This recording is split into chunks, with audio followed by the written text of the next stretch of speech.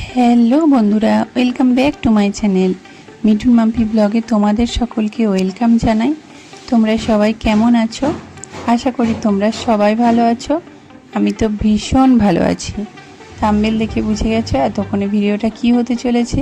তো চলো ঝটপট দেরি না করে ভিডিওটা দেখে নেব। তো সবার আগে বলে নিই, যারা চ্যানেলটা নতুন দেখছো প্লিজ প্লিজ প্লিজ চ্যানেলটা সাবস্ক্রাইব করে আমাকে বন্ধু করে নিও। আর যদি আমার এই ভিডিওটা তোমাদের ভালো লেগে থাকে তাহলে ভিডিওটা একটা লাইক কমেন্ট শেয়ার করে দিও। আর অবশ্যই তুমি বলে যেও তুমি কোথা থেকে আমার এই ভিডিওটা দেখছো। তো চলো শুরু করা যাক। সবার প্রথমে আমি কুমড়ো নিয়ে নিয়েছি, কুমড়ো এইভাবে কেটে নিয়েছি। এবার এই কুমড়োগুলোকে ভালো করে ধুয়ে রেখেছি। প্রেসার কুকারে পরিমাণ মতো জল দেব। এবার পরিমাণ মতো জল দিয়ে প্রেসার কুকারে কুমড়োগুলো একে একে আমি দিয়ে দেব। তো দেখো কুকারে আমি কুমড়োগুলো একে একে দিয়ে নিলাম। এবার এই কুমড়োগুলোকে আমি প্রেসার কুকারে সেদ্ধ করতে দেব। সেদ্ধ হয়ে গেছে, ফিরে এসেছি। এবার কুমড়োগুলো একে একে আমি একটা প্লেটে তুলে নেব। কুমড়োটা ভালোভাবে জল ঝরিয়ে নিতে হবে। এবার একে একে প্লেটে সব কুমড়ো তুলে নিয়ে আমি কুমড়োটাকে ভালোভাবে একটা চামচের সাহায্যে এইভাবে সেনে নেব। তো দেখো এইভাবে সেনে নিচ্ছি, যেহেতু গরম আছে তো এইভাবে চামচের সাহায্যে সুন্দর করে সেনে নিয়েছি। এবার এর মধ্যে ময়দা আর আমল দুধ একসাথে মিশিয়ে রেখেছিলাম, ওটা দিলাম, তার সাথে পরিমাণ মতো চিনি দিলাম। এবার পুরোটা আমি মেখে নেব। ময়দা যেভাবে ঠেসে মাখে সুন্দর করে একটু থাঁচতে হবে, বেশিক্ষণ টাইম নিয়ে ওইভাবে মেখে নিতে হবে। তো দেখো সুন্দরভাবে ঠেসে মেখে নিয়েছি। এবার এগুলোকে আমি একে একে গোল পাকিয়ে নেব। এইভাবে একে একে গোল পাকিয়ে নিতে হবে। এবার শুকনো একটা থালার মধ্যে সাদা তিল দিয়ে তার মধ্যে একে একে মিষ্টিগুলো দিতে হবে।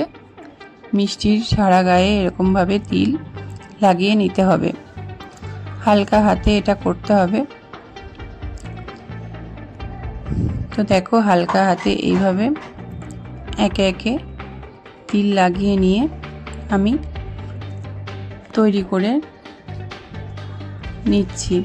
তো এটা আমার তৈরি হয়ে গেছে, তো রেখে দেব। এইভাবে আমি সব কটা মিষ্টি তৈরি করে নিয়েছি। দেখো সব কটা মিষ্টি আমার তৈরি হয়ে গেছে, দেখতেই কত সুন্দর লাগছে। তোমাদেরকে একবার বাড়িতে বানানোর রিকোয়েস্ট রইল, অবশ্যই তোমাদেরও ভালো লাগবে রেসিপিটা। তো চলো এবার এটা আমরা তেলে ফ্রাই করে দেখাবো। তো একটা কড়াই নিয়ে নিয়েছি, কড়াইয়ের মধ্যে তেল নিয়ে নিলাম। তেলের পরিমাণটা একটু বেশি রাখতে হবে যাতে মিষ্টিগুলো ডুবো তেলে ভাজা হয়। একে একে সব মিষ্টি দিয়ে উল্টে পাল্টে সুন্দর করে মিষ্টি আমি ভেজে নিলাম। দেখো সব কটা মিষ্টি আমি ডুবো তেলে উল্টে পাল্টে ভেজে নিয়েছি। এবার একটা প্লেটের মধ্যে তুলে নিয়ে চলো তোমাদেরকে দেখাবো কেমন হয়েছে। দেখো আমি মিষ্টিগুলো একটা পাত্রে তুলে নিয়েছি, দেখতেই পাচ্ছ কতটা সুন্দর হয়েছে, খেতেও এতটাই মজাদার হবে। অবশ্যই এটা মিষ্টির মতো খেতে অতটা হবে না, বিস্কুটের মতো হবে, খুবই মজাদার হবে। তো চলো আজকের মতো ভিডিওটা এখানেই শেষ করছি। কেমন লাগলো আজকের ভিডিও অবশ্যই কমেন্ট বক্সে জানাবে। আর ভিডিওটা ভালো লাগলে একটা লাইক কমেন্ট শেয়ার করবে। সবাই ভালো থেকো, সুস্থ থেকো। আজকের মতো ভিডিওটা এখানেই শেষ করছি। আর সবাইকে ভালো রেখো, আমাকে অনেকটা ভালোবাসা দিও, কারণ তোমাদের ভালোবাসা ছাড়া কোনো কিছুই সম্ভব নয়। তো আজকের মতো এখানেই টাটা।